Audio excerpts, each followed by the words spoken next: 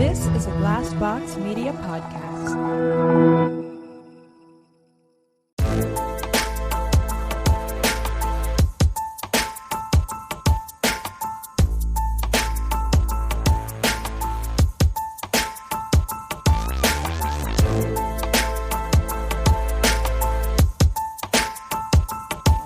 Well, now you can celebrate. Yeah, Now I gotta get a new job. Oh, yeah. What a relief. I gotta get a new car. We're going to have to. Ooh, you get a new car. Fun. I have to go get a new car because I have to drive to work. Yeah. Oh, I my know. God. I know. I know. Going I know. places, literally. Chris is like, can we not get you a Cadillac. a Mercedes this time? And I was like, we'll see. I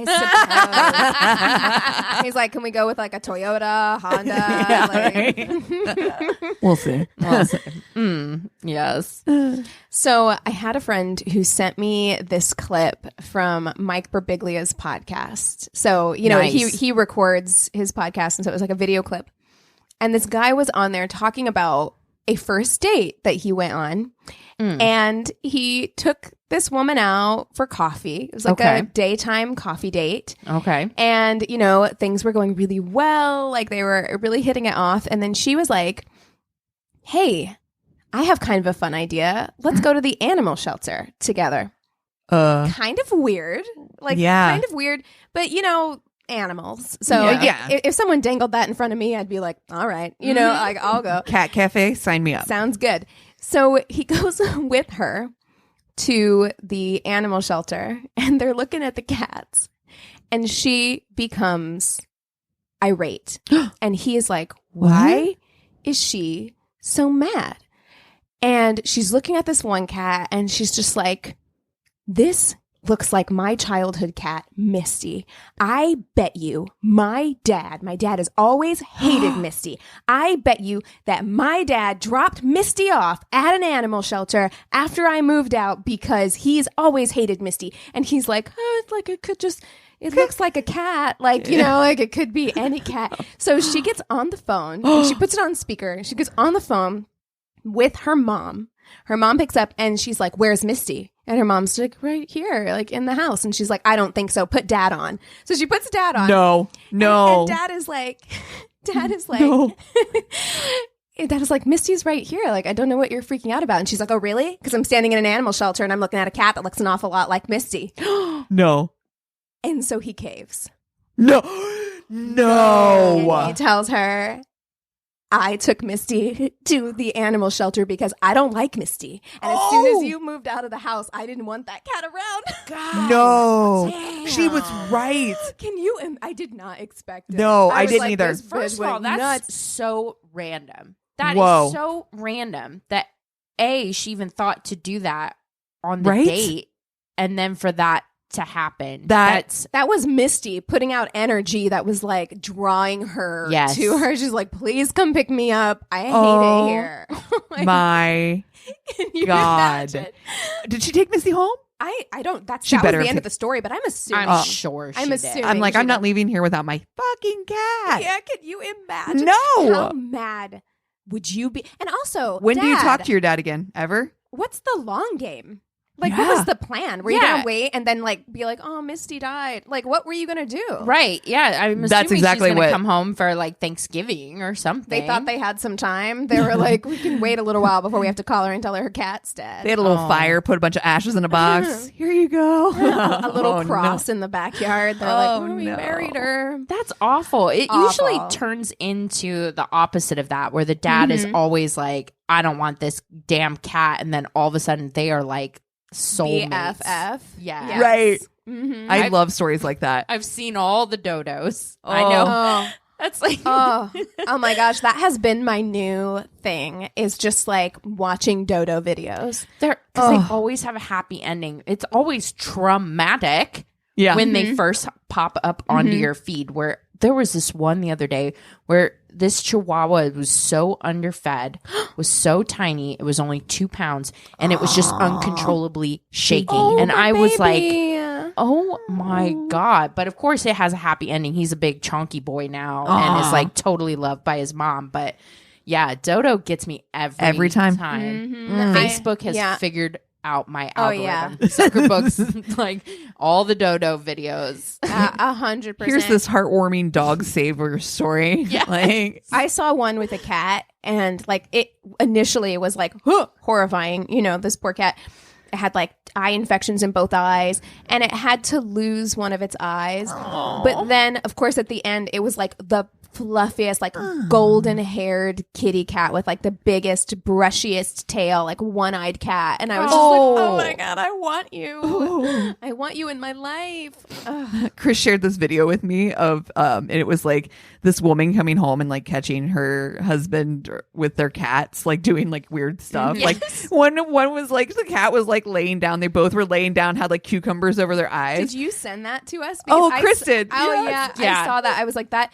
First of all, how did they get that cat to lay on its back with like a blanket over it with cucumbers on its eyes? And it's like, this is fine. And then she takes the cucumbers off and like goes to be like, get out of there. And he's like, no. He's like, Mom, I was relaxing. Oh my God. So cute. hilarious. I love like it. spa music in the background. And he's like, shh, it's story time. Dude, I had to take my cat to the vet again. Aww. Again, because, and I didn't even know this was a thing. I'm telling you, when I tell you that my cat Matilda has like every health problem that like you Poor could have, like I baby. think she just has a compromised immune system and just is more likely to get sick, but she has cat acne. Aww. I didn't even know that was a Yeah. thing. It is a thing. She's got cat acne underneath her chin, and it is Aw. so bad. And she is so mean at the vet that I was just like, I called them, like I was like, can we do like a teledoc appointment where I can just show you what it is? And they were like, no, you have to bring her in. And so I was hoping that it would clear up. We did all the things that like you can do. You know, if you have a cat that has cat acne and you're using ceramic or Yeah. plastic bowls, like change those bowls out, use stainless steel bowls. Stainless steel, yeah. We did all of that stuff. But then she was scratching at it and it was bleeding. And so I'm like, okay.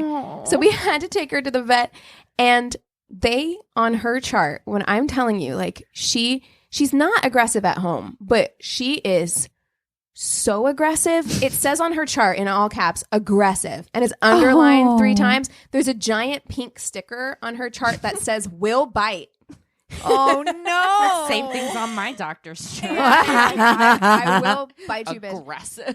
Feel seen. So like they were like, we couldn't get her heartbeat because she wouldn't let us. We couldn't trim her claws because she wouldn't let us. But we did manage to burrito her up so we could shave her chin. Aww. So now her chin is like all shaved, and I have to put medication on it. But when they shaved her chin, I'm guessing she was fighting them because they got some of her whiskers. Like this side of like her like right side of her whiskers are like kind of short. And I'm like, oh, my poor baby. Oh no. Oh, my little baby.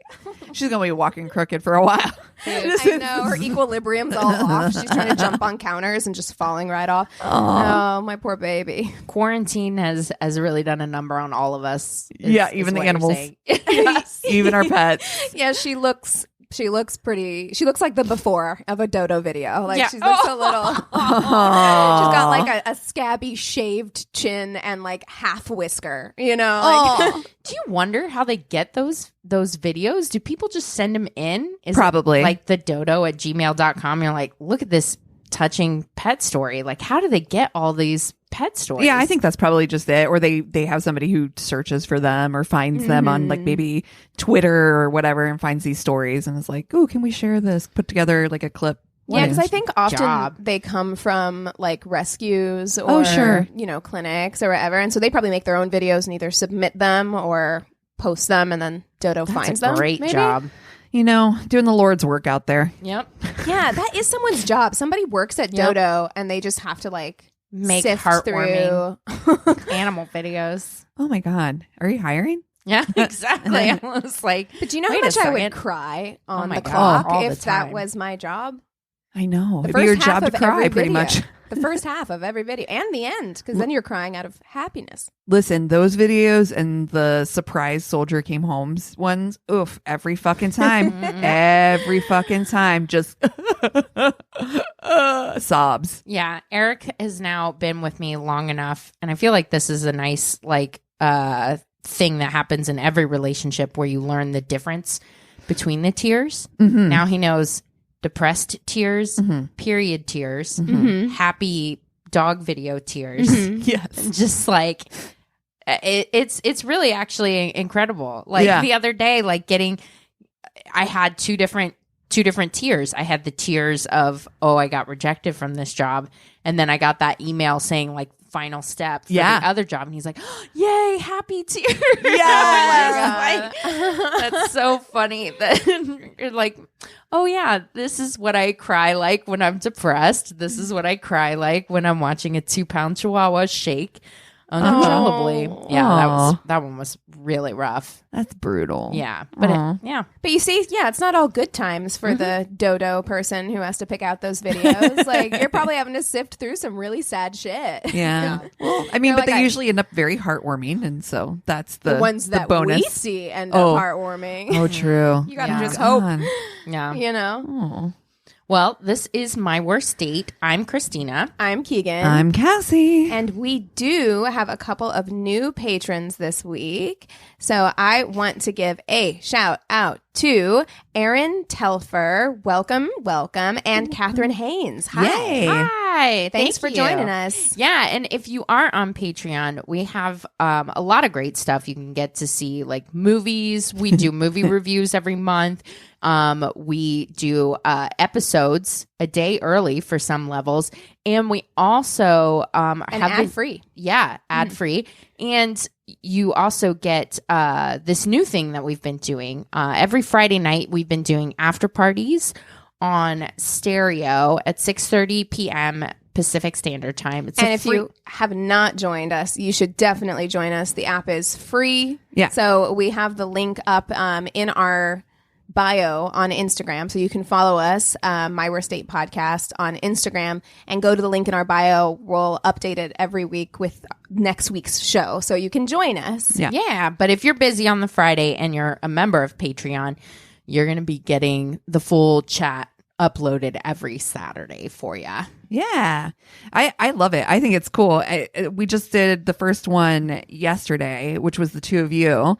And then Keegan and I are doing this one coming Friday. So it's basically, it's going to be an after party. We're going to talk about the show. We're going to probably talk dating stuff. You know how we do. Mm-hmm. Talking mad shit. We were talking about Real Housewives last night. So. I know we haven't had a lot of, or you haven't had a lot of time, but just, you have to text me. I wish I had told you before. Which reunion one to watch? Because I felt like the first episode of I was filler. Like, damn it, where is the good? So we're talking about specifically season 9, which I mentioned last week that I had watched, Wild. So I would have told you just skip the first 2 and watch the last 2 reunions, because that's what they want to keep you hanging on for the real good shit. Yeah. So they don't ask the questions you really want the answers to until the end. So I cannot wait to get that text from you. Oh, you're getting it. Yeah. I can't wait. It's happening. Because I sat up off the couch because I had known a little bit about like what had happened already, because I had gone down like a YouTube rabbit hole, and so I'd kind of seen clips,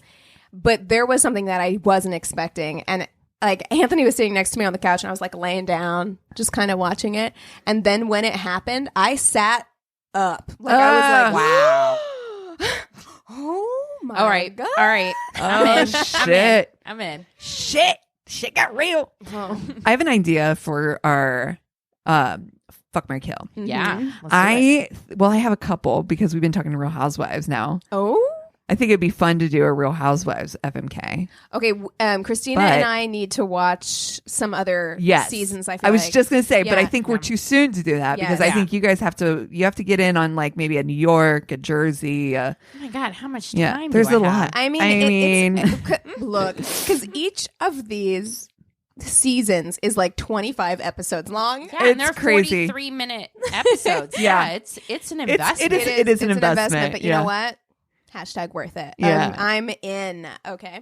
So at some point, I think we should do that. But we just finished taping our Tainted Love movie for this month, March, and we've had some whoppers. Yes. And I think that we should choose 3 films and FMK from our Tainted my. Love because we have a Okay. real solid. Yes, back catalog. Yes, we do. Of films. And if you do subscribe to our Patreon, definitely go back and listen to some of these because there are some There's some doozies. there's some wild rides in there. Oh, for yeah. real. Yeah. yeah. Oh man, I'm looking right now. Let me look as well. Yeah, I was thinking about it. I'm like, the last 3 that we did all have been. So the Wow. way it works is that each of us each month we rotate who gets to pick the movie, and we have all made good choices, Yes. and we have all made very questionable choices. Right. Right. We have all tortured each other with movies that did not need to be watched. No. Legends of the Fall comes to mind. Yeah, You've Got Mail comes to mind. I think we should all pick our favorite one that we contributed. Oh man. Oh, wow. I have to look back. I know. I was just thinking the same thing. I'm like, I'm gonna think. I can't even remember. We've been doing this for a minute now. There would be 2 that come to mind immediately for me, and it would either be this last one that we just did, which was The Stepfather, 1987, or Twilight. Oh, God. no, girl. Because I just love that. I love it. I love it that I made you guys watch that. Yeah, that was a lot of fun. Oh my gosh. Here, I'm What else pulling have it we had? Oh, The Family Stone. Oh, that was a me pick, right? Yeah, I think so. That was a good one. My Best Friend's Wedding. How to Lose a Guy in 10 Days. Oh, that's a fun one. yeah. We did a bonus for Happiest Season. Fatal Affair. Oh my Oh god. my that god! movie. Fatal Affair. That was a wild one. Yeah. Oh my goodness. Save the Last Dance. Keegan. That was good. That was a good That one. one, I'm so sorry. That's the one that I look back on, and I will not apologize for Twilight, No. but I will apologize for Save the Last Dance because Dude. none of us deserved that. 2 can play that game. Oh, that was terrible. Love is Blind. Do you remember when we did the Love is Blind Oh, bonus yeah. episode? When is that coming back? No one wants to go back into the pods. Not after this. Nobody is. That's we've true. all been in pods. No one's voluntarily doing that at this point. I think I'm going to do Deceived. I think that's my Okay. favorite one that All I contributed. I have to go then with my favorite, Okay. which was very divisive, but this was around Christmas time in 2019 when I made you guys watch While You Were Sleeping. I love While You Were Sleeping. I know. Divisive, you mean me and you were on the same page. and love that movie. Cassie fell on the other side. Yeah. I love While You Were Sleeping. Okay. Slipping on ice. Oh, my Slipping God. on ice. For 20 minutes. we, Slipping on ice. we have Deceived. We have While You Were Sleeping. I have to be very careful. Okay. I don't even remember Deceived at all. Really? Goldie Hawn? I have. I do. I love remember that it. movie. It was very classic, like 90s thriller. Yeah, I'm gonna do it. I'm gonna go with Twilight. Why not? Let's Okay. just throw Okay. a wrench into this. All right. Let's Well, do it. shit. I think that helps me decide exactly what I want. Oh shit! All right. I think. Oh, gosh. Okay. I think that I'm going to fuck Twilight. You know what? Yeah. What? I can see it. Right? Yes. I mean, It's a one and done. Okay. Yeah. You definitely don't want to get involved in No. that long term in I mean, any way. You're getting glitter everywhere. oh, everywhere. God. Honestly, the gift that keeps Everywhere. on giving. Am I right? Yeah, I'm going to fuck Twilight. There's just something, it's vampires. There's something sexy innately about a vampire. Doesn't It's his true. peen almost kill her? It does. Yeah. Yeah. I mean, you know that's going to be good. Yeah. Yeah. I mean, But you she almost died. But look, she almost died. But did you die? and she wanted it again. So That's how good it was. He murdered the pussy. Yeah, he did. Mm-hmm. And how? But after like 3 fucking movies of Ugh. like, I don't want to have sex with you. Like, Okay, we ugh. get it. I mean, I'd like to play Twilight with Robert Pattinson now. Shit, Oh. yeah. Mm. Me too. He can murder that pussy whenever he wants. Oh my god. All right, so I'm going to. Oh shoot, this is tough. Okay, I'm going to I am going to kill while you were sleeping because I fucking cannot. Like, it's just. It is too nice for you. It's fucking while you were way sleeping too nice. is making you hot cocoa, and you're like, bitch, I want you to bend me over this bed, Yeah. not play around with marshmallows in the kitchen. Yeah. Yeah. I don't like it. And I'm going to marry. I was like, should I marry Deceived? But here's the thing. She's a badass bitch. So you're marrying And- Goldie and not. Oh, yeah. Okay.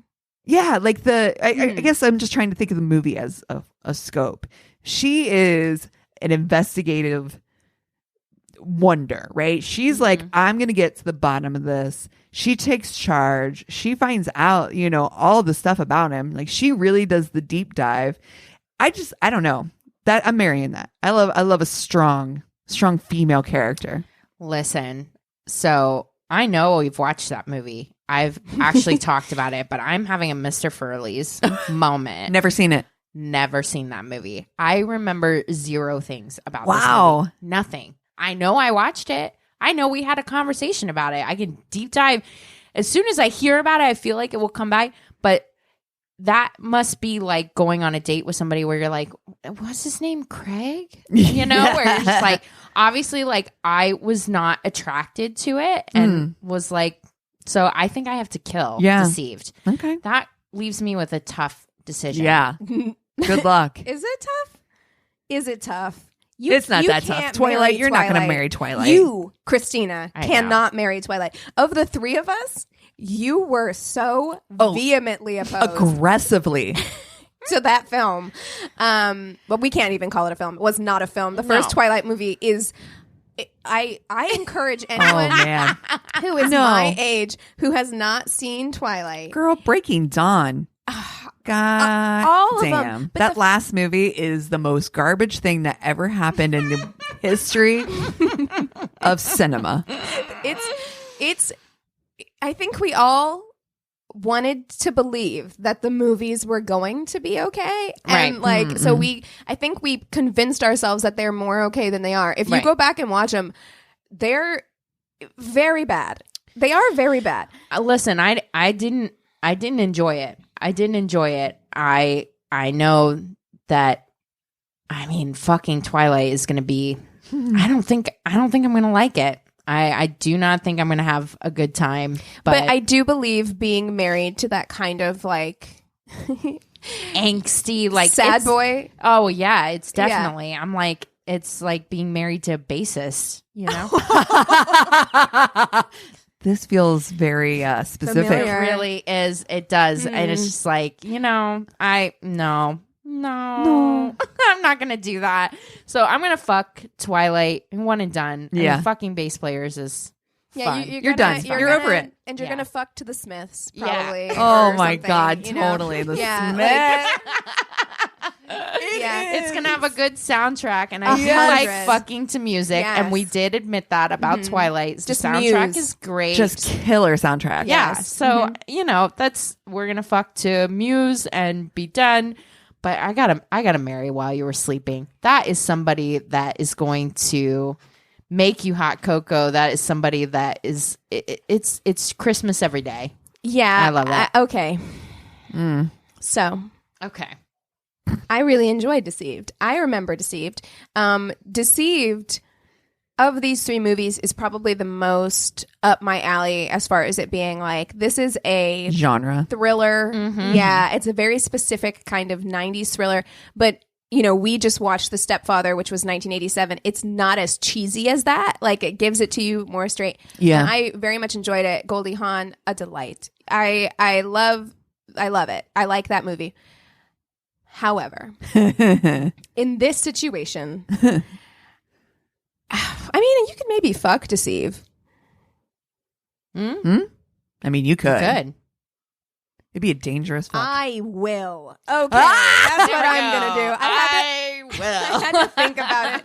I had to think about it for a second because, and you know what pushed me over is like, I don't want to sleep with Twilight and then get looped into one of their weird fucking family baseball games. So Oh, amen. I can't do it. I'm like, I was just here for the vampire sex, and now I woke up, and your weird family is pressuring And you're me in to my go room? on a field trip. Yeah, and you didn't sleep. You just watched me sleep. Ugh, like yeah. I can't do it. So I'm gonna go ahead and kill Twilight.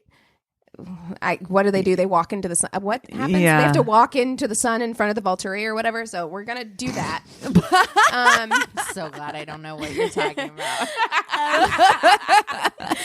And I'm gonna fuck Deceived. It will be dangerous. It will be dangerous. Yeah. But Goldion is hot in that movie. So is Dude Face. It's brooding. It's like kind Yeah, of dangerous. that's like kind of dark. Little. Yeah. Oh, yeah. Yeah, pressure. yeah. Little pressure. They're gonna grab your neck just Just a a little. little bit. Just the right way. Yeah. Yeah, Yeah. that's right. Where you're like, I don't know if you're going to kill me or this is going to just But be you meet them fine. at the hotel bar. You go up, you do Yes. the thing, and then you don't give your number. No. And you never speak to them again. Not your That's- real name. Nothing. Nope. That's exactly right. You sneak out while they're asleep and never talk to them again. So that's what we're going to do there. And then, yes, I am going to marry while you're sleeping. I adore that movie. I watch it every year. Yep. I love it. It is silly. It is cheesy. It has many, many plot holes. So many. Oh, But a gazillion. Sandra Bullock is a national treasure. She is. And I Okay. love her so much. I just don't understand. And this Bill movie. Pullman is so cute. He is so cute in this movie. In that movie, he is cute in a way that doesn't make any sense because I'm just like why? Is his hair colored that color? Like, it's like blorange. Dude, Stop it. I am making a note to myself. I want to do next week for a Fuck, Marry, Kill people that we think are hot that are not objectively hot. Yeah, We've done that a couple times, and I've chosen Adam Driver both times on accident. That's And right. I will not make that. Well, we have to mistake do a again. 2021 edition. All right. Okay. Okay. I'm looking But- at you, Harry Styles. Ooh, wait, or what are mean- you talking about? Everybody thinks he's hot, right? He's fucking hot. He is hot, but there objectively, is he's there is something. I know what you're Oh, saying. he's so hot. Yeah, I'm. He is so fucking hot. It's his. Some people have vibes. Oh, he's got that And- great androgynous thing. Oh, Harry Styles sexy. has sexy energy, like Yeah. very sexy energy. But feels shout out to Jason Sudeikis, man. I'm so sorry, man. Showed up to the Yoinks. Golden Globes in a hoodie. He's I like, have never seen anything more divorce in my life. I was Yoinks. like, Shave. babe, I feel you so hard on that mustache, like everything. I was like, Yeah, I've been there. That's man. a. So sorry. I lost my wife to Harry Styles. Look, Oh, if I've damn. ever seen one, for sure. Shit. And Yeah. he's not. He's so cute. He's on so my cute. list, too. Yeah. I think So he's cute. objectively hot. Agree. Totally. Jason Agree. Sudeikis could get it. And Yeah. funny. Oh, And funny. Yeah. We talked about this before because Yeah. it's like Harry Styles is who you would go with knowing that it's a mistake. And Jason Sudeikis is the one you should be with. Oh, Because yeah. it's just like he's You fuck Harry Gonna keep you Styles. happy. Yeah. You marry Jason Sudeikis. yeah. That's right. Yeah. Well, Well. we'll see. But yes. Well, you guys want to take 5 and we'll come back with stories? Yeah. Sounds good. And we're back. All Yeah. right. I will kick us off with stories today. So, I just got out of a 3-year relationship and thought I'd put myself out there and try to enjoy some single time. I was flitting about Grindr and started chatting with this guy who seemed nice, and we decided to go on a date. I felt like I hit the jackpot. He was exactly what I like in a man. He's tall and seems to be fun. He picks me up in his pickup truck, so masculine. Tall is actually an attribute I enjoy as well. Yes, So yes, I'm yes. not going to lie. Wait, pickup truck's not? No. I just showed you guys that Instagram. So Christina went on a date with a guy. We talked about it on our stereo after party chat, but she went on a date with a guy who couldn't stop talking about his pickup truck. And then what she left out during the stereo talk is that Instagram keeps trying to force her to be friends with this person. Yeah. And his entire Instagram, she pulled it up for us, is just pictures of his truck. It's Literally. not even like it's just a truck. It's not. I'm no. like, what is? There's no fancy. It's not like jacked up. Maybe- It isn't like look, a. in fairness, I don't know anything about cars. True. And like maybe this is some kind of like limited edition, was only released for 2 years truck, right? Like Bitch, it's like a Ford F-150. Like, calm down. Like, I don't know what you're doing, bruh. that all? literally chill. Okay. So picks me up in his pickup truck and proceeds to take me to this charming little ice cream shop in town. He ordered us milkshakes and we sat across from each other, making eyes and flirting while we drank. It was like something out of a 1950s Norman Rockwell painting, except much gayer. Yay. I like this, Rockwell.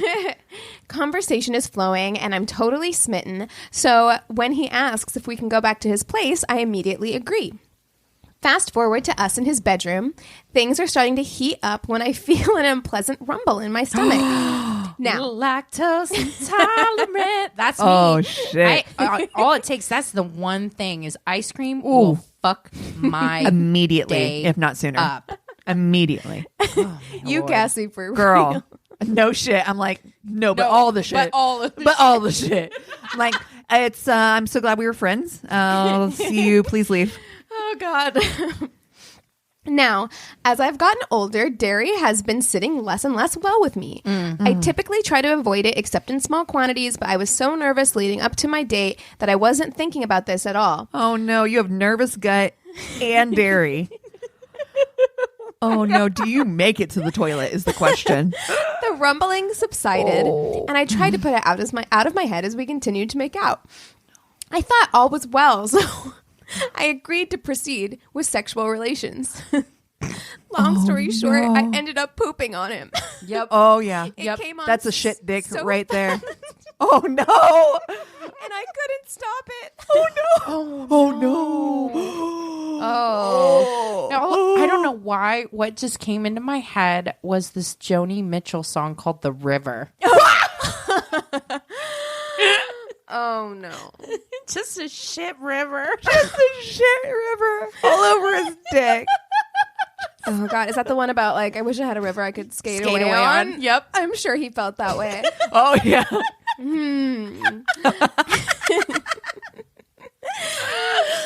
I'm horrified and just hoping he'll be cool about the situation. No such luck. Oh, Dude, a fight breaks out and he yelled at me for not being prepared. I argued back that clearly he wasn't prepared either.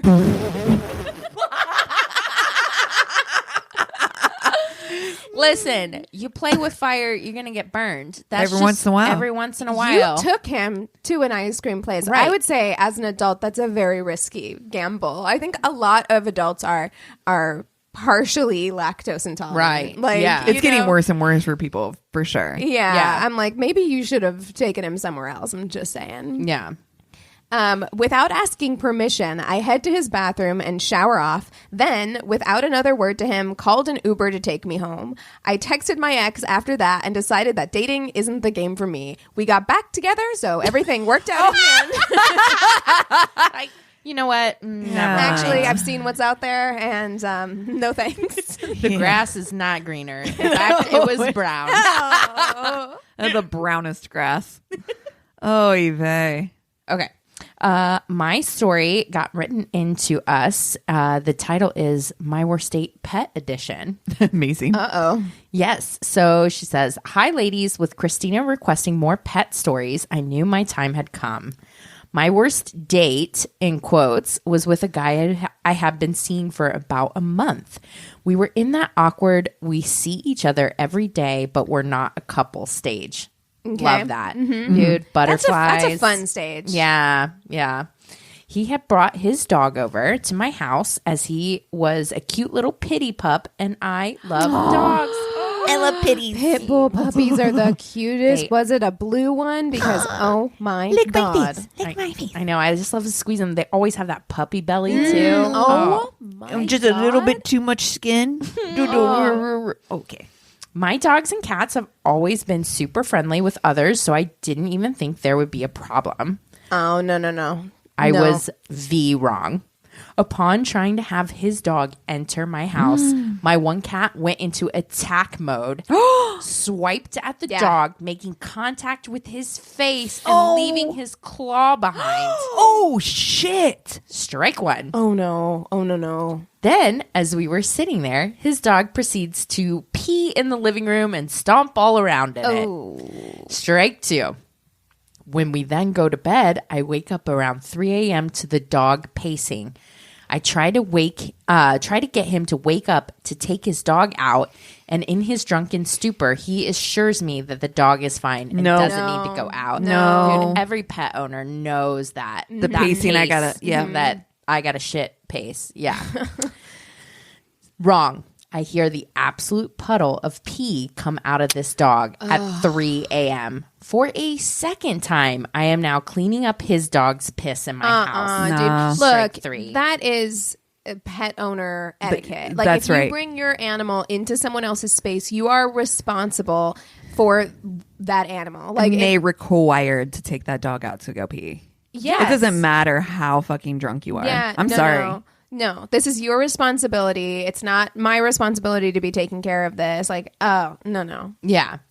The fourth and final strike comes as I'm awoken by a very warm sensation on my back. Come on. Please, no. This dog did not shit on her back. To this day, it's still up for debate as to whether or not my cat or the guy peed on me. No, wait. Whoa. He Whoa. fully believed that the cat peed on us. But for a man that put down a half bottle of whiskey, he never used the bathroom. A little suspect. Needless to say, in the moment, I apologized profusely for the cat, changed the sheets, showered, and went back to bed. Oh my God. If it was my cat, I should have taken the warning and stayed away from this gem of a human, as I had to endlessly apologize for the incident. No. As if his dog didn't piss all over my house. Love the podcast, ladies. Been keeping me sane in these trying times, TM. Yeah, I'm going to have to go out on a limb and say I got some red flags. Here's my in that thing. story. Yes. Here's my thing. Cat piss has a very Distinct very, smell. very distinct smell, and you would know immediately. That's what if that I was gonna cat piss, say. especially if it was like I'm an angry cat piss. Yeah, it You would know. reeks. It Yeah. does. Yeah. You would have so much ammonia up your nose that you wouldn't be able to see straight. Yeah. Yeah, no, you know the That difference motherfucker's between pissed on you. human He pe- peed the bed. He peed the bed, and then he made you feel like shit about it for months. What a piece Fuck of shit. him. Yeah, no, I'm gonna. Yeah, no, and also I just don't like it was her responsibility to clean up after his No. animal No. the whole time. I didn't like that either. No, hell he no. needs to show that he's responsible for this baby angel and clean up after. Absolutely. Or you don't deserve to have them. Like, Right. look, it drives me nuts whenever people get pets, especially dogs, because they require so much attention, right. especially puppies because they Yes. require so much attention. That's right. And then they get them as though they're like accessories or something that they can just kind of like Put in a crate. Look and at this then cute take out picture. To right. yeah. I'm like, no, they require attention. They require training. Yep. Like, Yep. yeah, So yeah, bad sign. Hate that. Yep. don't like it. Oh, okay. So this story is from Reddit, and it says this was around 2008. OkCupid was brand new, and she looked like a blonde version of Uma Thurman in Pulp Fiction. Okay. Her profile was pretty standard, no red flags. We exchanged a few messages, and then I asked her out, offering to pick her up since she didn't have a car, which wasn't unusual because she lived near a metro. And I take her to my favorite date place in the city. I arrive at her house, which actually turns out to be her parents' house. She was in her mid-20s, and she's sitting on the front porch talking on her cell phone and smoking a cigarette. I don't smoke, and her profile said non-smoker, so that was an unpleasant surprise. She waved as I walked up and smiled and mouthed a little hi, and I continued on her phone conversation. I stood there for at least 5 All minutes right. as I she don't like kept that. talking, and wasn't like anything important, just chit chat crap. Oh, I was going to say if it's a work call, Sure. sometimes you can be like, sorry, it's work. Yeah, like yeah. mouth it or whatever. And then No. it's like, dude, I get it. We all get work call. But if you're just like, It's just your girlfriend. just You're like, chit chatting. yeah. Keep in mind, this is our first impression of each other. She gets off the call and apologized as if it was a work emergency and I hadn't just been listening to her conversation. Between the phone and the cigarettes, I'm already feeling a little the wheels coming loose, but she seemed so sweet and looked great, well dressed, bright eyes, big smile. She even smelled great, not like a smoker. So the night went on. We get into my car, head to dinner, and I start with the normal early first date conversation topics, but shortly she started zoning out and casually just pushing and turning knobs, every button she can reach. AC, heat, stereo, seat warmer, defroster, everything. Are you okay? I ask why. She says she wants to hear music. The radio is already on, but I show her the tuner button anyway. Are you an alien? Right. Like, do you not know don't- how a radio works? Also, Defrost. It's not changing. You're like AC, heat. Why? Also, if you're on a first date with somebody, wouldn't you want to like converse with them and not like You'd I don't know, think. you're like, I want to hear the new Cardi B. So Yeah. Yeah, If you could weird. just I'm gonna listen to this music here on this car stereo. It was 2008, so it was probably like LMFAO or something. right. Black Eyed Peas. yes. We're 5 minutes into the car ride, and I'm thinking that this first date might be an only date. So taking her to my favorite date place might not be a good idea. Maybe somewhere closer You're like, to oh, her they house. know me there. We can't go there. Yeah. She finds the top 40 teen pop station and starts raving about the music, saying she's a musician and loves to perform. She asks if I want to hear her sing. No. Just like nobody in my interview wanted to hear me sing. No. Oh my God, I'm going to crawl out of my fucking skin. Do you want to hear me sing? And all I could do at this point was say, sure. She starts literally whispering along with the song for about half a verse and a chorus, and then looks at me and asks what I think. Oh no. I had assumed she was joking. So I said, ha, that was great. And the smile immediately disappears from her face. Oh no. She looks like I just slapped her, which was ironic because she then punched me hard in the arm and called me an asshole. Then cranks up the volume, starts scream singing along while giving me the evil eye and calling me asshole again in between lyrics. Yeah, I'm sorry. You're gonna need to get out. You just punched me in the arm, man. Can you imagine? I literally the image of her whisper singing along. It's so funny. Have you guys seen any of the TikToks from that girl that sang the anthem at CPAC? Yes. Oh my God. The guy who's trying to play along with her, I will send that to you if you I've have not seen it. It No. is hysterical. The key changes. Oh. I was like, ma'am, pick a key. Pick any key. Any key. Just and one. try to stay in it. She is all over the place. It is embarrassing. Yes. Yes. I'm making a logical guess. She must be on something. She didn't smell like booze, but maybe it's pills. No idea. All I know is that this woman that I've known for less than a half hour has violent tendencies, is not thinking clearly, and is still in my fucking car. God, I wish that he had put what song it was. Me I just too. really do need to know. Because Just whisper singing to glamorous, glamorous. Oh God. Yes. G-L-A-M. and then screaming it. Asshole!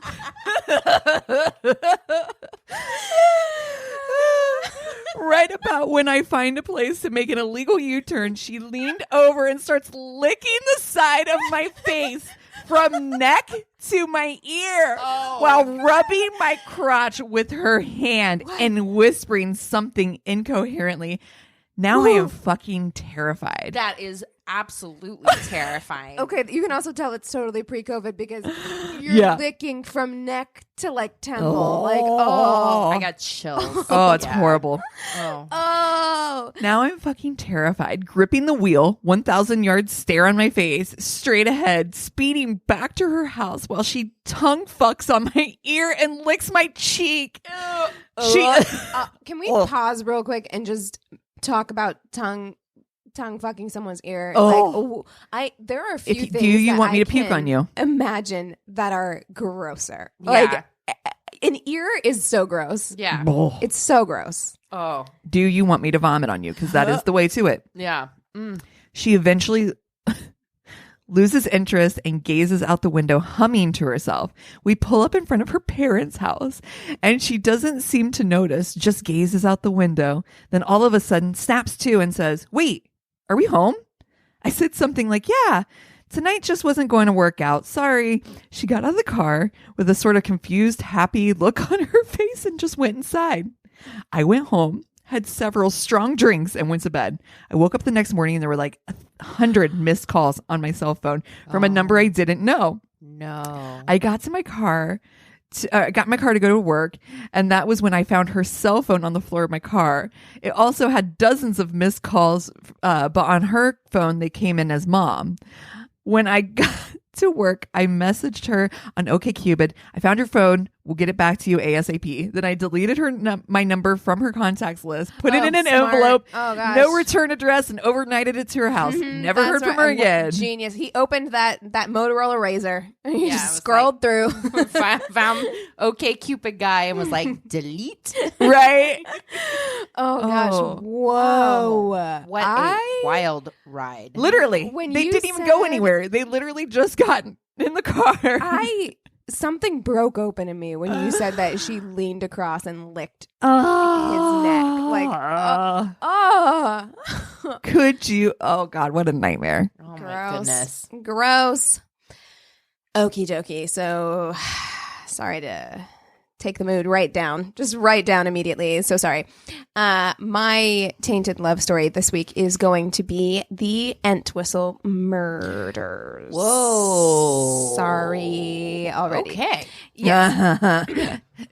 Christina's like, whoa. Buckle up. So trigger warning right off the top for child murder. So I'm just going to go ahead and say, if this is something that is going to be rough for you, maybe skip this one. Join us next week. It's all fine. Okay.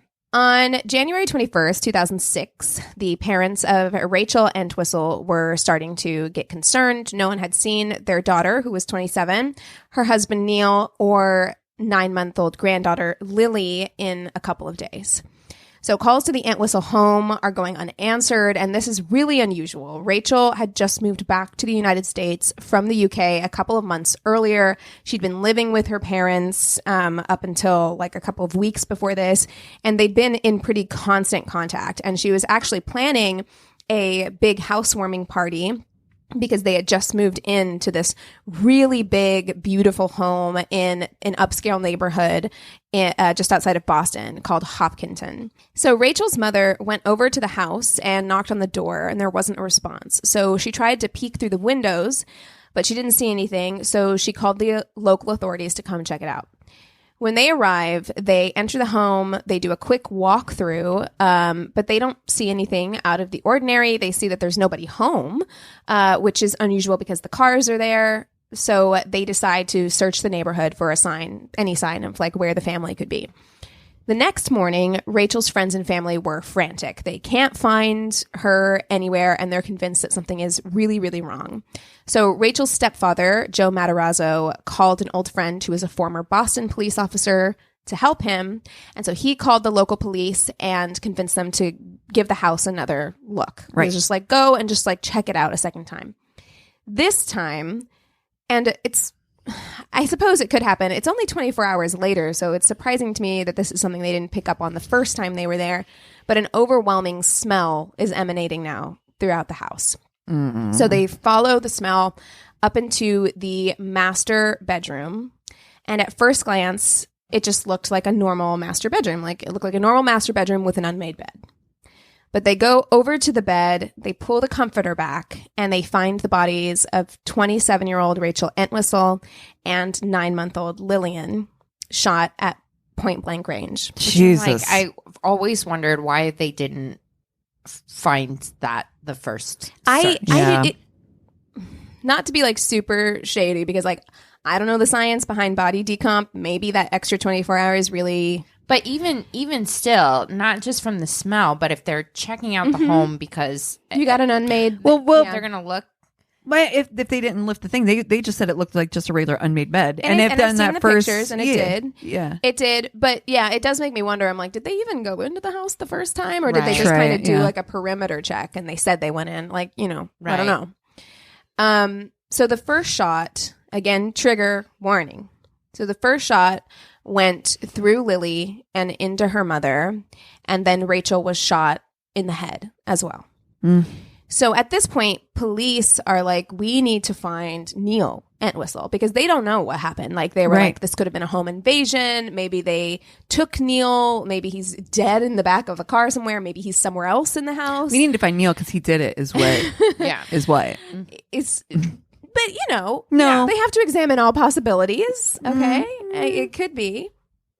So they search for 3 days before a detective is finally able to reach Neil by phone. He is at his parents' home in the north of England.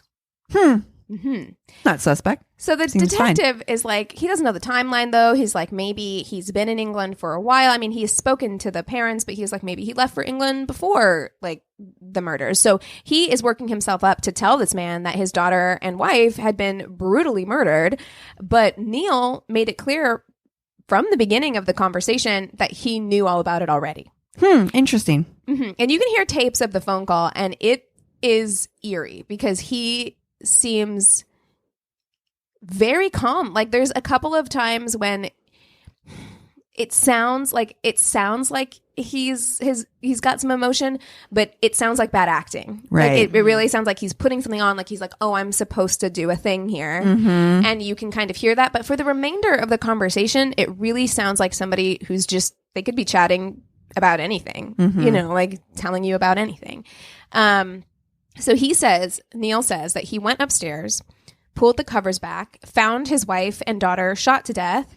Then he covered them back up, went downstairs. He was so distraught that he was going to take his own life with a kitchen knife, but he couldn't muster up the courage. He says that he was worried about the pain, about how painful it would be. So instead, he's like, I know my father-in-law, Joe Matarazzo, has a gun. So I'm going to go over to Joe's and get the gun and commit suicide that way. So he says he goes over to his in-laws, but he finds the home locked. So not knowing what else to do, he decides to go home to his mommy in England. Deuces. He's like, I guess I'll just leave. At this point, I should probably just go to a different country. Yeah, he's like, I don't know what else to do. I mean, what option am I left with? Yeah, I shouldn't call the police, though. When asked if it ever occurred to him to call 911, he says no. And it did not, nor did it occur to him to call Rachel's parents. Oh, yeah, no. Even though he just to went go to their to house. their house. It just occurs to him to go to their house and use To get their the gun. gun. Okay, Yes, cool. Yeah, so cool, he's not cool, going to cool. tell anybody. He's just going to leave town. So he stayed on the phone with the detective for 2 hours, just Chit-chatting. talking away, you know. And during that time, he revealed details about the murders that he would likely have not known if he, you know, even if he had seen the bodies. They were like details that were like, unless you really like got in there and were taking close looks. So police check security camera footage from the night of Friday, January 20th, and they find footage of Neil. He'd rented a car and he'd gone to the airport, and they have ATM camera footage of like several different ATMs because he's going from ATM to ATM, very calm. Like I can't stress how weird it is. It's like dead eyes, you know, going from ATM to ATM, attempting to pull cash out. He's having difficulty getting cash out. So he's going from ATM to ATM. He doesn't really seem like he's in distress at all. Once he pulls out enough cash, he buys a one-way ticket to Heathrow Airport. He has no luggage. His plane is set to take off the following morning, so he spends the night in the car in the parking lot at the airport. So police, he doesn't want to go sleep with his dead family. Yeah, just wait it out, you know. So police issue a warrant for Neil's arrest, and authorities in London apprehend him at a metro station there. Okay, so let's rewind. I had a really hard time figuring out how I wanted to piece this story together. Sometimes you can go chronologically, and sometimes you got to jump around a little bit. Yeah. So let's rewind. Neil Entwistle was born in September of 1978 to parents. Same age. To parents Cliff and Yvonne. His home was very working class, north of England. His father worked as a coal miner. His mother worked as a cook at a school cafeteria. And they really scrimped and saved in order to send their oldest son, Neil, to the University of York, where he received a master's degree in electronic engineering. Wow. Yeah. And it's while at the university that he meets Rachel Souza through the rowing team. She was an accomplished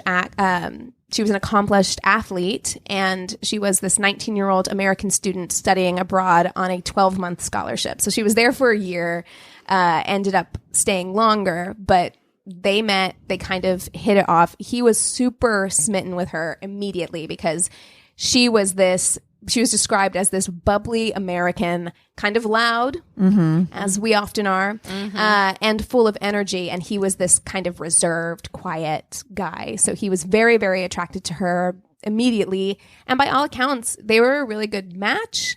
And after a couple of years of dating, they decided to get married. Neil Entwistle wrote on friendsunited.com in 2003. Do you remember when there were just random, like, blog websites that you Yes. Old internet. Yeah. And he wrote, getting married to the most amazing woman in the world this summer, Rachel. She's from the good old U.S. So the couple traveled to the United States to get married in Rachel's home state of Massachusetts in August of 2003. And the wedding was this beautiful, classic New England style wedding. It was big. There was all the bells and whistles. Both families attended. So his family came over from England to attend the wedding.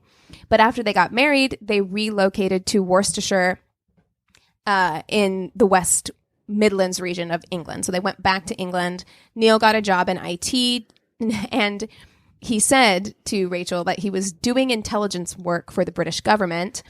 And, No. And Rachel began working at St. Augustine's Catholic High School, where she was a really popular teacher. The students affectionately called her Auntie. So they liked her. Dude, I have to say, if I was single again, I kind of feel bad for people that do actually work for, like, Oh, yeah. at the MI6 or CIA, because anytime I hear it, I'm like, Okay.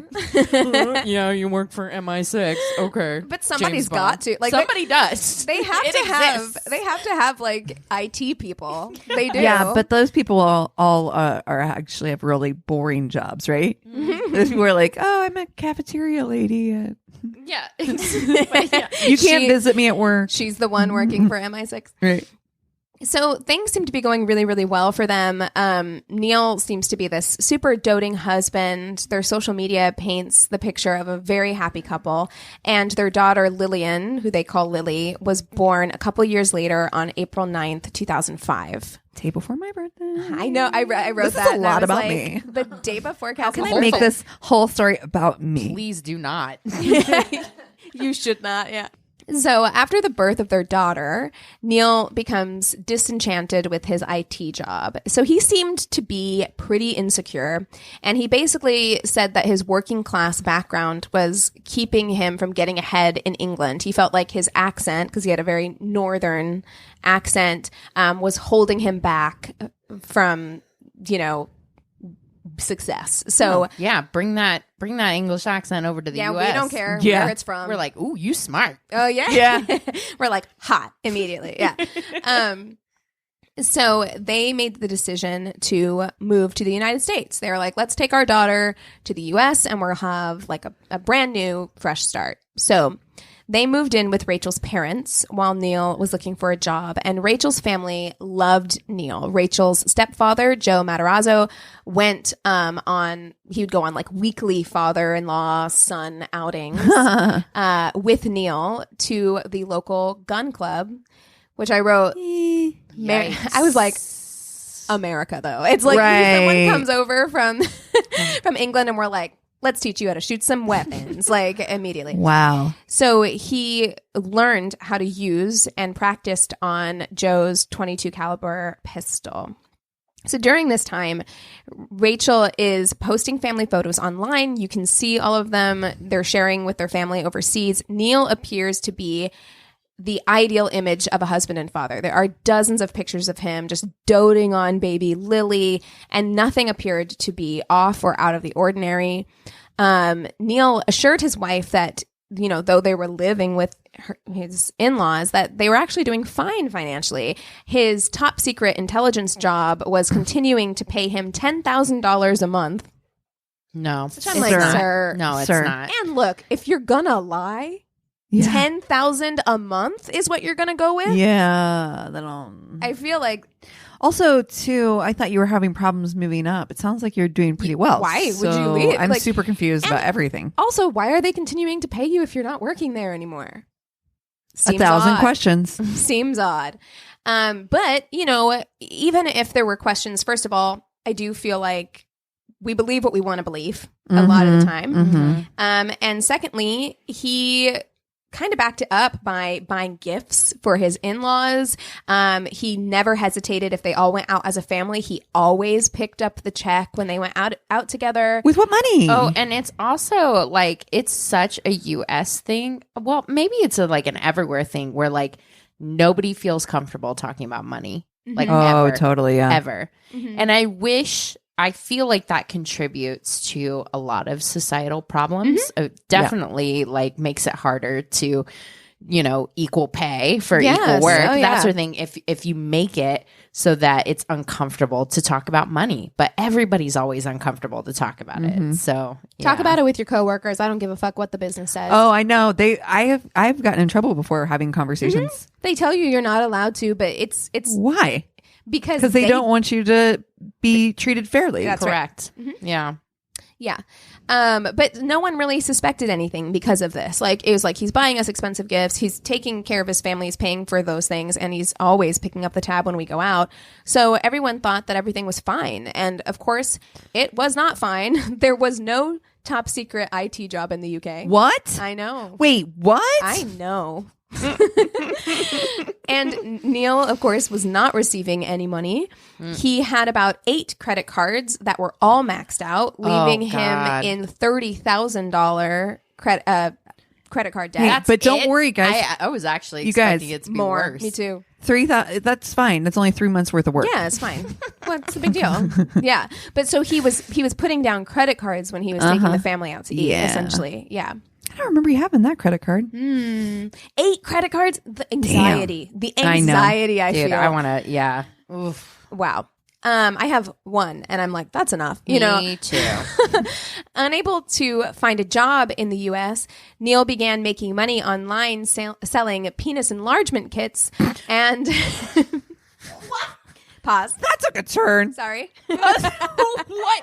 I'm all like, what? Wait, And what? It gets so much worse because this is such like a mid 2000s, early 2000s story in that And like honestly, with the little bit that I got from the story, that specific fact alone must have like ripped at his psyche, because he does seem like the person where image is very important. That's why he had the top secret MI6 job that Jesus. paid him $10,000 a month 'Cause to he's not work insecure. there. It's very insecure, and that whole like image conscious, like, oh, I got this. Here's gifts. Here's Yeah. money. I've got the check.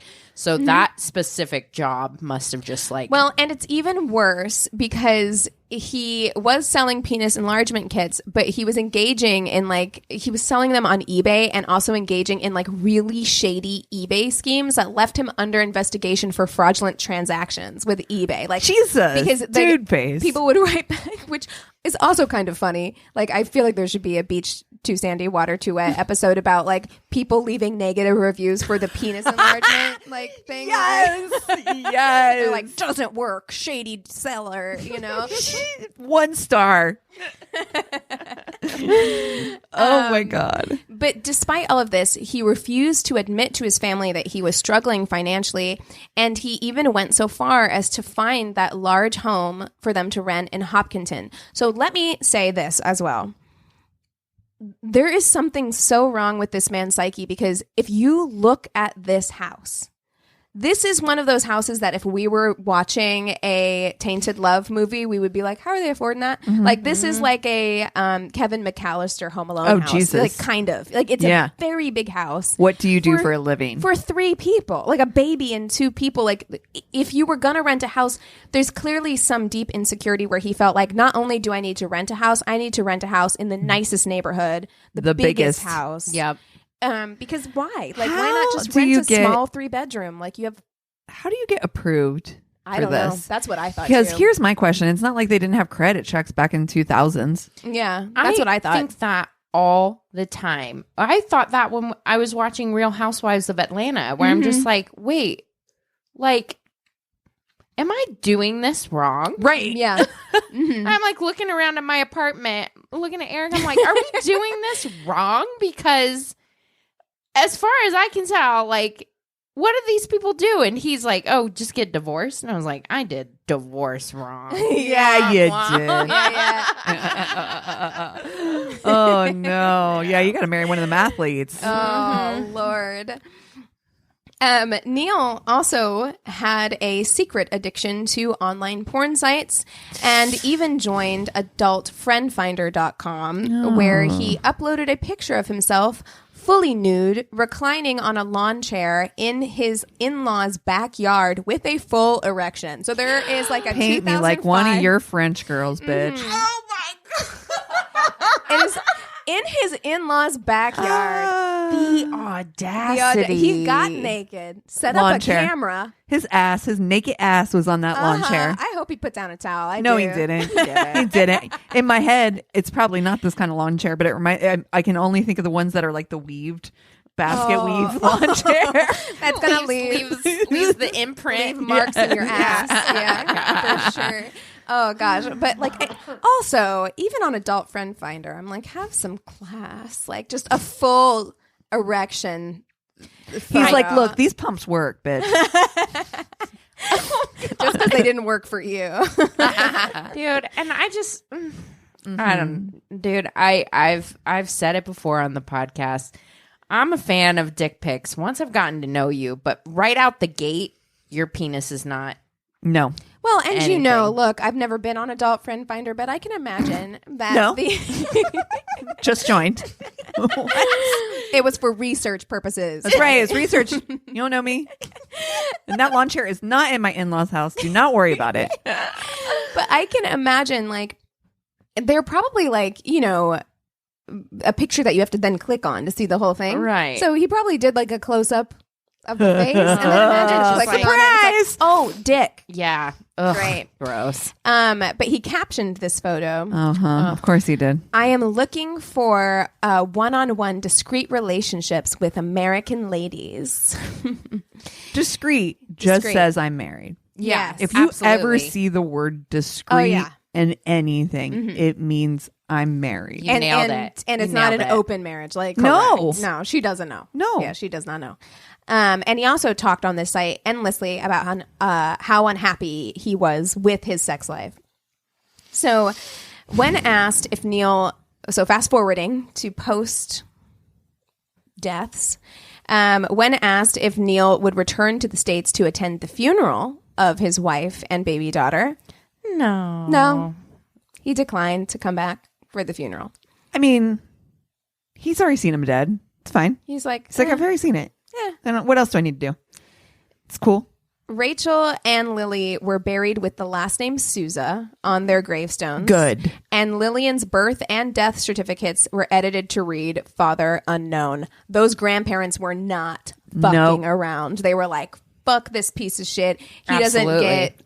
She doesn't get his last name. Edit the birth certificates. We don't want him on. He doesn't deserve to be part of this baby's life At all. No, fuck that. Hopefully he didn't get any life insurance. I from that. didn't see anything Yeah. about, which is one of the interesting things about people like this, because it didn't really seem to be like financially motivated. Like it was just shame motivated.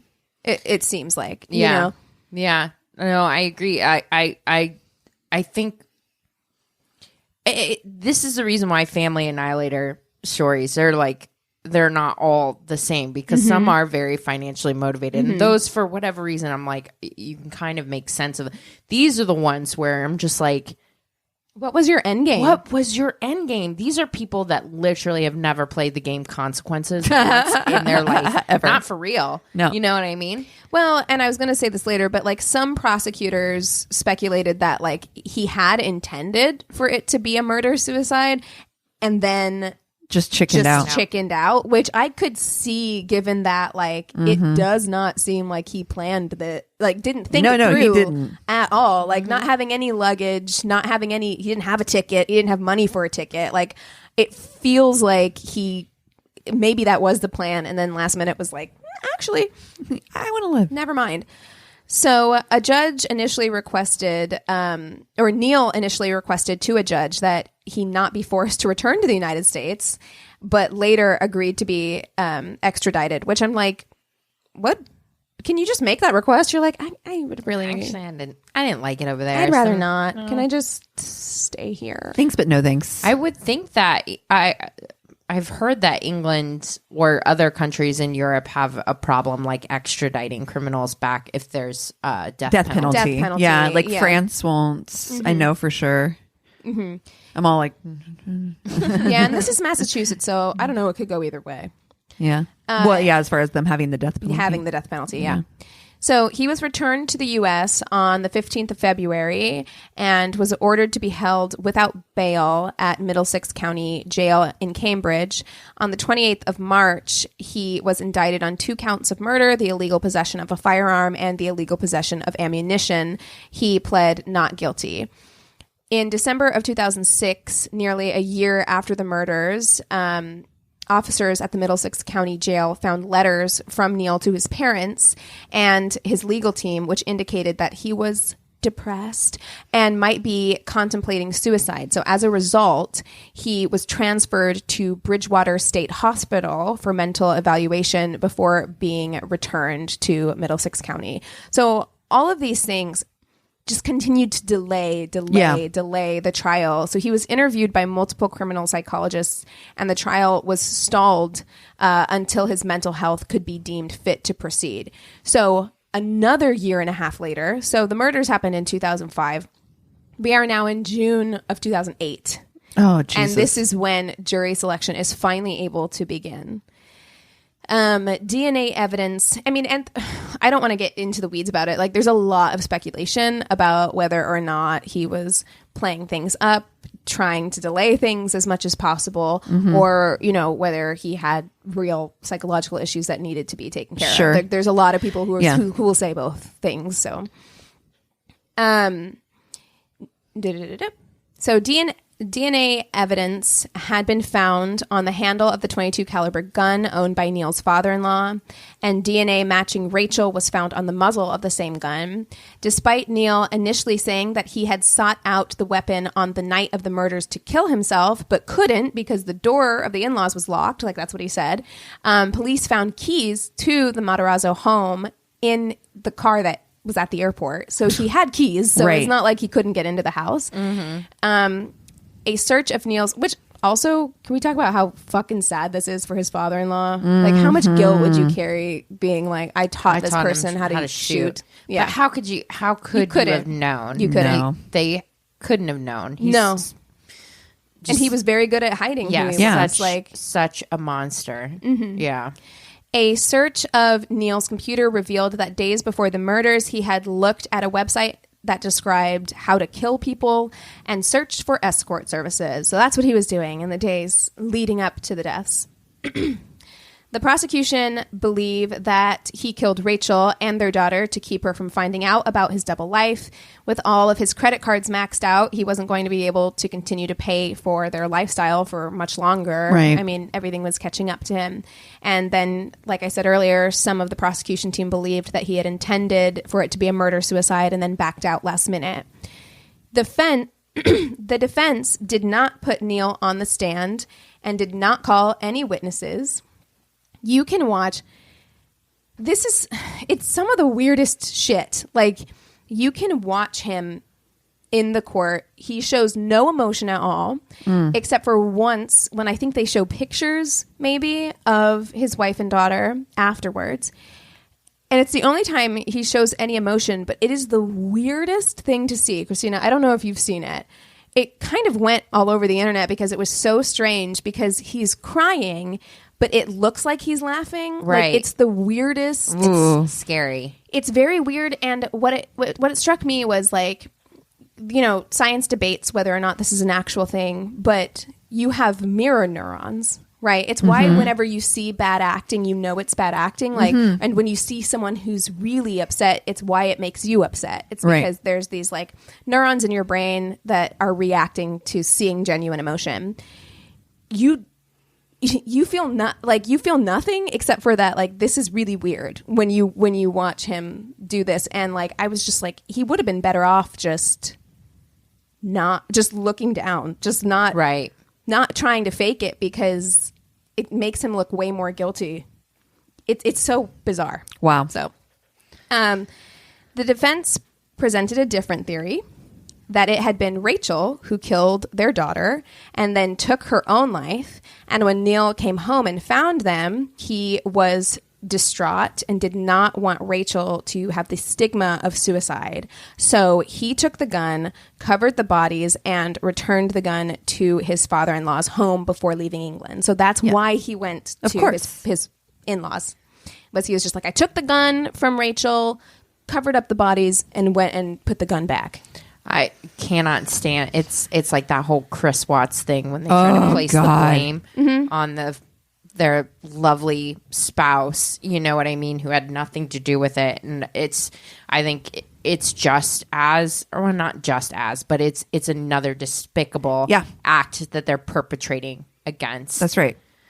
Ugh, just Horrible. makes me Horrible. flames Up the side of my head. Yeah, no, it's awful. And I can't imagine being her parents and having to listen to that. Like, Right. that seems terrible.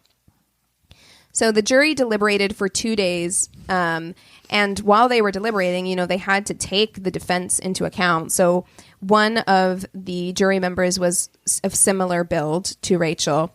And they tried having her use a .22 and see like what it would be like if she was doing it. And they determined that wouldn't have made sense, that the gun was shot from further away than she would have been able to have done it. Got it. So they returned with a verdict of guilty on all charges. Good. And he was sentenced to life imprisonment without the possibility of parole. And the judge did something unusual in that, like, she was like, every now and again, judges are like, you know what, I'm going to rip you up. And she kind of did. And she was also like, I want to make it very clear that life means life in this case. Like, there's not going to be any allowances for you to get out under any circumstances. Yep.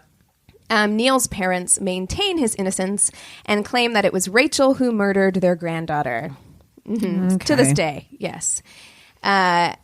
Neil was first incarcerated at the, I thought this was interesting, the Sousa Baranowski Correction Center, which I was like, how many Sousas can be in this area? But and in August of 2008, he says that he was tricked into shaving his head in an attempt to secure protection with a white supremacist prison gang. Oh my God, this motherfucker right here. But instead of giving him protection, the gang reportedly said, quote, "It's a nice gesture on your part, but we're going to kill you." They were like, it's kind of you. But Even the Nazis hate you. Exactly. I was just going to say. That was a baby. Yeah. It's a baby. Yeah. So at this point, though, because his life was threatened, he was put into protective custody. And as a result, he was transferred to Old Colony Correctional Center, which is a medium security prison in Bridgewater. And, they were like, look, he was getting a lot of very credible death threats every day. We had to do something for his protection. But unfortunately, that means that I believe that is still where he is, in a medium protection facility, which is a lot different than a maximum. Yes. Yeah. Yes, it is. So that is the story of the Entwistle murders. Woof. Well, that was fun.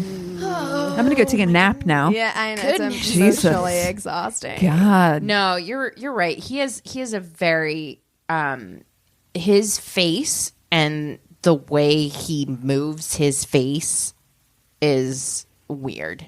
It's very weird.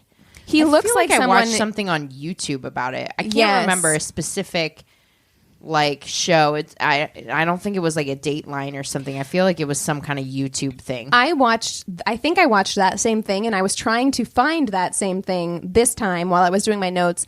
I don't think it's on YouTube anymore, but instead I watched a 2020. Oh, okay. So there is a 2020 on YouTube if you want. It's not as good, but if you want to watch that, you can.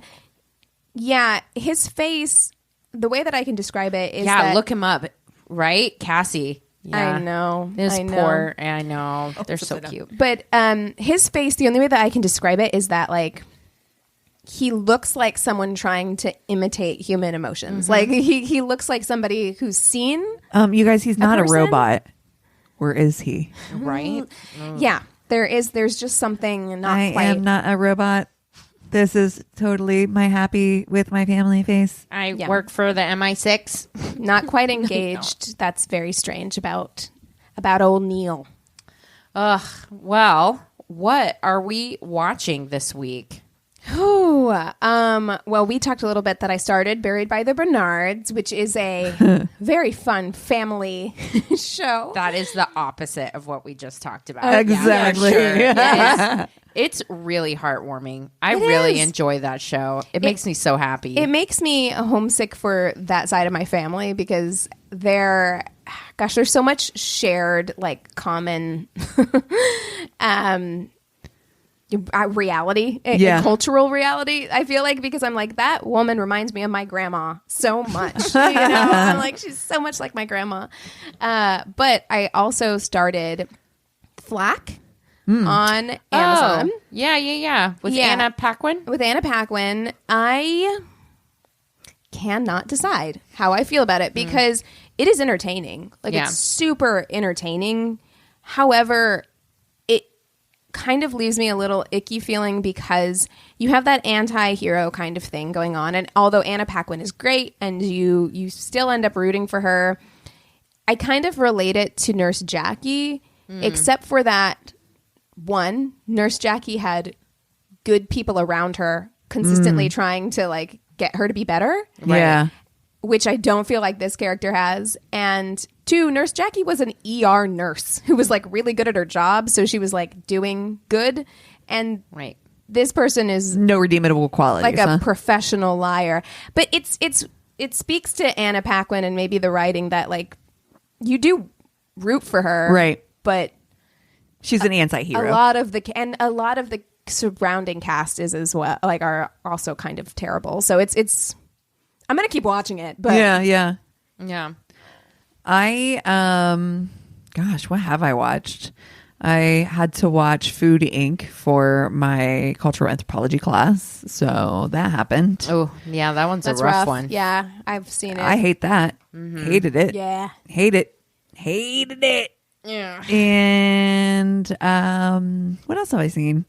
Watched Antiques Roadshow. Oh, Nice, a nice round of that. cozy. Yeah, that was. Cup of tea and a blanket. Yeah, they're doing a bunch of, like, well, because obviously they can't actually have the roadshow right now. Yeah. So they're doing, like, past episodes and, like, updating you on, like, whether that money went up or that money went down. Ooh, Yeah. I like that. I did too.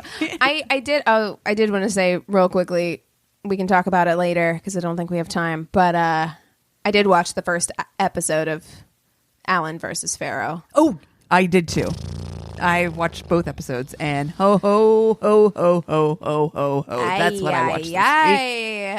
Yeah, I have not started that. There's also a thing on Netflix called Murder by the Mormons or something. What? Oh, I saved that to my list. I was Yeah, like, I'm it's gonna on watch my that. list too. Mhm. Yeah. It looks very All right, interesting. guys. Well, is it time for you to leave? I got some shit to watch.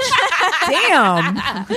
Yeah, I was like, murder and Mormons? Yes, please. No, I've been on the Real Housewives of Atlanta, and then we've also been watching a lot of New Girl for, like, our I love silly that show. show. Yes, I love that show. Yeah, that show is just like, it's light. Yep. But yeah, that's pretty much it for this week. Nothing really exciting or random. I feel like I usually am the random person. Yes. Yeah. I feel like you have to watch Alan v. Pharaoh. That Yeah. is, Yeah, we can. If we all watch it, we can talk about it. It's enlightening but triggering. So as fuck. watch out. Yeah. Damn. Well, if you have TV shows that we should watch or stories to tell or just anything, go to our one-stop shop of a website. It's myworstatepodcast.com, and we love you so much. Cheers. This is a Glass Box Media podcast.